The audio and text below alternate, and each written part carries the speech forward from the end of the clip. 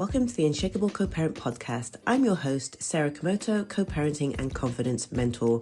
If co-parenting feels like a battlefield, I'm here for you. In this space, we ditch cookie cutter advice for real practical strategies. We're all about transforming from an overwhelmed co-parent to an unshakable AF woman. If you're ready to finally tune into your personal power, buckle up and join me on this transformative journey. Let's get started. Hello and welcome to another episode of our podcast where we're going to delve into the intricacies of co-parenting in complex situations. When I say complex situations, I mean when you co-parent, share children with someone who is abusive, narcissistic, toxic, difficult, high conflict, whatever it may be, they will get thrown into the same bucket.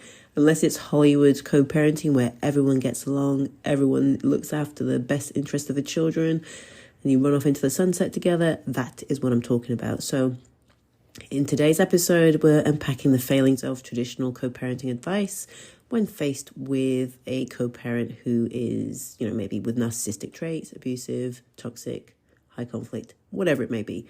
So let's dive in. So conventional, as in conventional, traditional co-parenting advice, I always say co-parenting with speech marks because you can't really co-parent with somebody of this nature. That advocates for cooperative co-parenting, so where both parents work together in harmony for the sake of their children. And that sounds perfect, doesn't it? I mean, that's what we all want in the ideal world. But here's the catch. This picture-perfect scenario assumes that both parents are reasonable, empathic, and respectful of boundaries, and also that they're emotionally healthy and always put the children's best interests in the forefront of their mind. Now, unfortunately, when you're dealing with somebody of this nature, a co-parent who is of this nature, this is so often, like in 99.9% cases, not the case. So when you have a co-parent with narcissistic traits, they're known for their manipulative and controlling behaviors. You would have experienced that in the relationship or the marriage yourself. And this can wreak havoc on any co-parenting strategy that you are trying to implement if it's of the traditional flavor. Traditional as in mainstream advice from legal professionals, advice from therapists or counselors. Not all, but some. Okay, that's what I'm talking about here. So the co-parent struggles with respecting the boundaries that you try and put in place because they do not respect them more often than not. Okay, you will receive resistance, and you probably likely have each and every time you try to implement something like a boundary, or if you try and use the BIF method, which is brief, informative, friendly, and factual. Or if you try to grey rock and do all the things and keep getting met with resistance or backlash. Now, the reason for that is because those techniques don't really work if we're not embodying it from our core. That's just my opinion. Until we embody this and there is conviction behind it, what we try just doesn't work and it is not effective. Okay, so they will, your co-parent has likely or will ignore any custody schedules, parenting arrangements, and keep continuing to push the boundaries on that and manipulating the children. And can basically turn, co-parenting, whenever I say that, it's always in speech marks, they can turn it into a war zone. So, what is the solution then, Sarah? What am I supposed to do? Well, my suggestion is to shift towards a different approach, and that is parallel parenting. So instead of focusing on joint decision-making, parallel parenting allows you to minimize any direct interaction with your co-parent. And it allows you to set strict boundaries, ones that actually work, not the ones that don't work. And this will help shield you against your co-parent's harmful behavior and conflict and abuse, post-separation abuse, all of that. So think of it as each parent having their own way of parenting. You don't cross lines, you parallel parent. You're in one lane, they're in another. But you may have tried this approach and realized that there are challenges that come with it. So it often requires a really detailed custody or parenting agreement. I call it a NARC proof parenting plan or agreement. So there are no loopholes. It is not open to interpretation.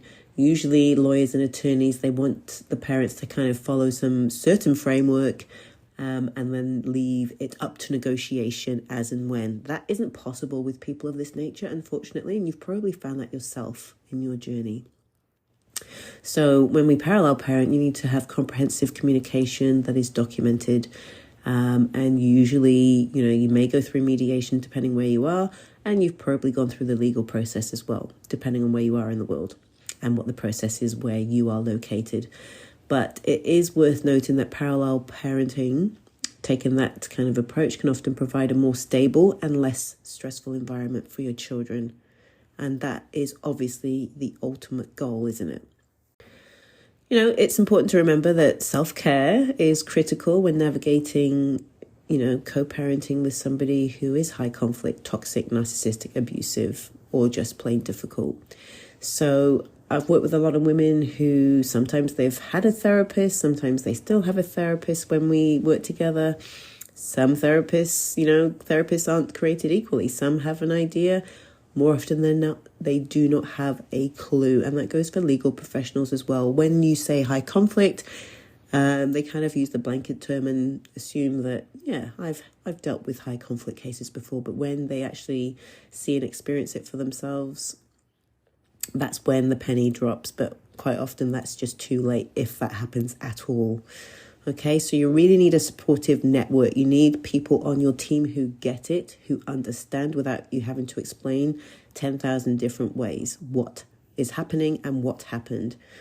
Okay, so keep looking after yourself and keeping your own well-being in check is vital because, we all know the cliche term, you got to fill your own cup first before we can even think about supporting anyone else.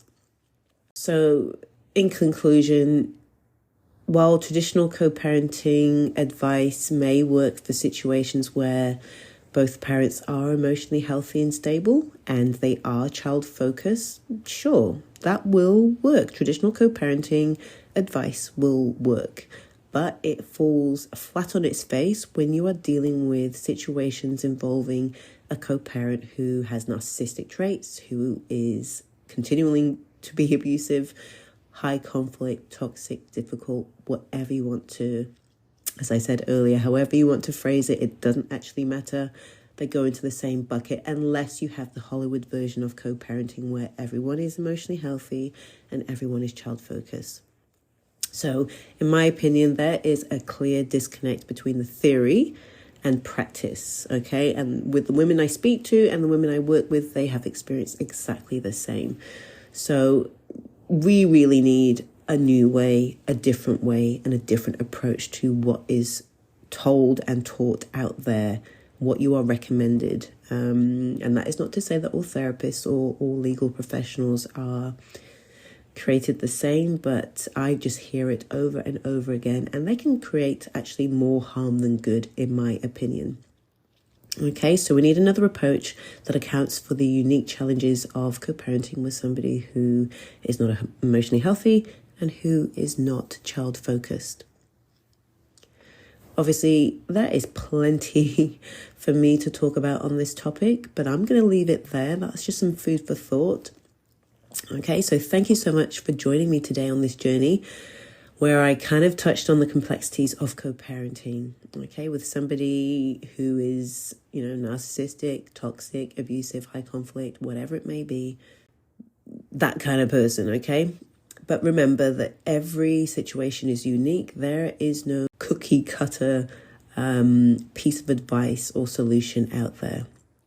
But you're definitely not alone in this. So until next time, keep striving for a healthier, happier you, a healthier, happier relationship with your children. And I will see you in the next episode.